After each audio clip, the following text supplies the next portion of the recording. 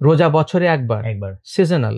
হজ মোর seasonal, সারা জীবনে একবার, right? ফরজ একবার, ফরজ একবার, তো তাও কিন্তু সবার জন্য না, সবার জন্য না। তার মানে কত বড় সিজনাল একটা জিনিস। জাকাত অলসো সিজনাল, এবং নট ফর অল। তো নামাজ, রোজা, হজ, জাকাত, আর থাকলো ইমান, রাইট? হ্যাঁ, ইমানটা সিজনাল না, ইমানটা হলো যে ইমান কি বলা হচ্ছে যে সব সময় থাকতে হবে, তো বাকিগুলো সব সিজনাল। ইমান হলো 24/7।